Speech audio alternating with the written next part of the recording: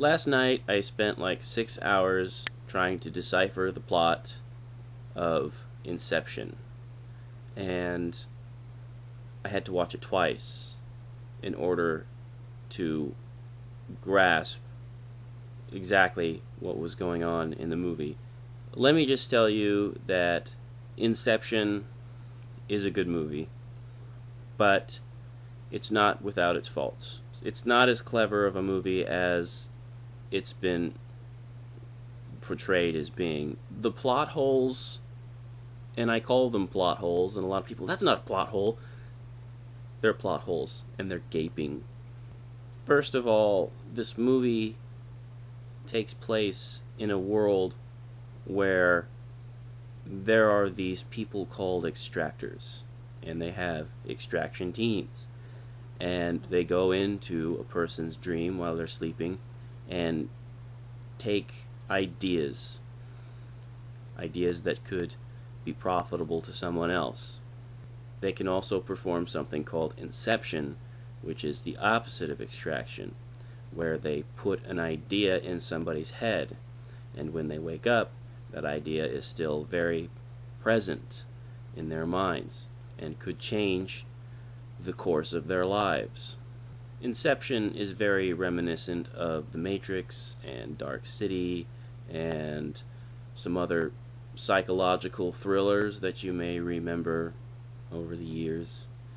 I just didn't really feel that I was watching something as original as I had hoped. Don't get me wrong, the special effects are amazing, and the stunts are great, and the acting is, there's nothing wrong with the acting. Everybody did just fine in their roles.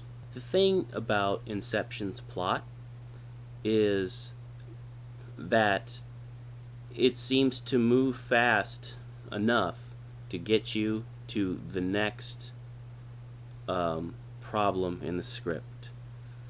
First of all, I have a big problem with the fact that everybody in the extraction team gets together and pulls out these silver briefcases with their dream equipment. Okay, they don't go into what they call it or how it works, so I'm just going to call it dream equipment. And they plug up all their IVs and stuff, and they sit in their chairs, and somebody hits the button, and everybody goes under, and we enter the dream. Okay, which is very reminiscent of The Matrix. It's almost done exactly the same way as how people go into The Matrix. Anyway, there are these things called dream levels, and the extraction team proceeds to go deeper into the dream with the same equipment, the silver briefcases with the super duper equipment inside. I have a big problem with this. That equipment isn't real because you're in a dream. So how can you go deeper into the dream with this equipment that is imaginary? Okay, that's a big problem for me.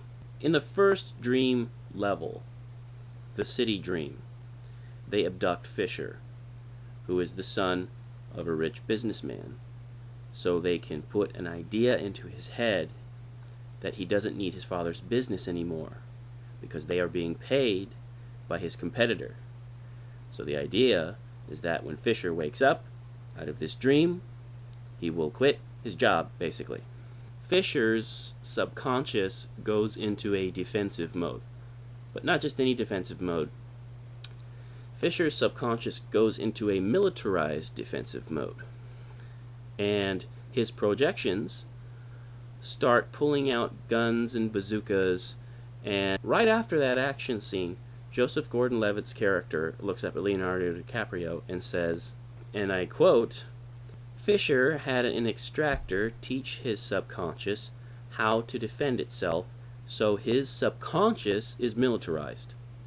That's a really big piece of information that I could have used like 45 minutes ago.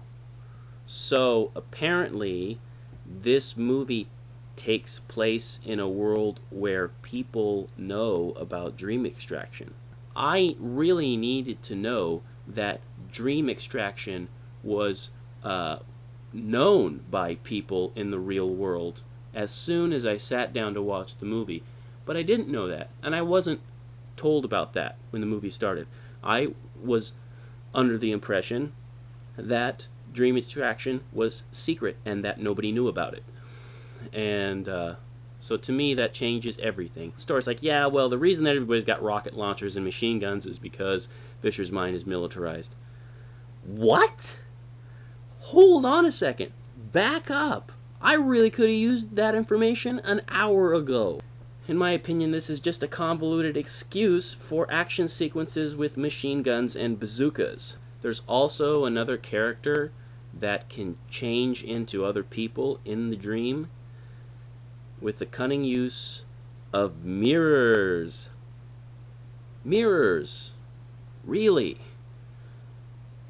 Huh. I got a question. How exactly do you use a mirror in a way that somebody else can't? As far as I know, a mirror kind of does all the work for you.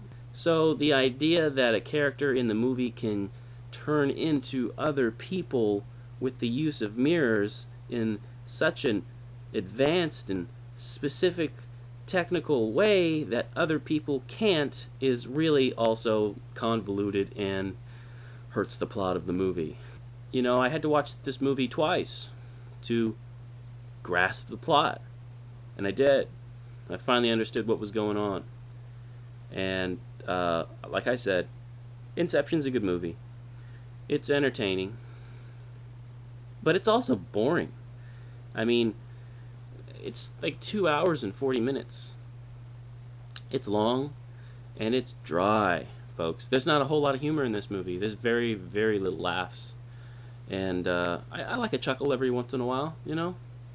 But this is not the movie that I hoped it was going to be. It wasn't as clever as I thought it was going to be. I was really looking forward to this movie, and it was a disappointment. But that's okay. You know, my life goes on.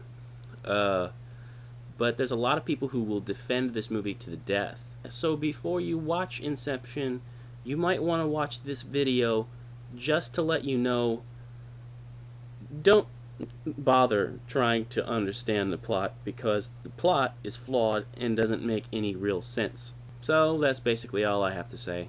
I'll leave you alone now.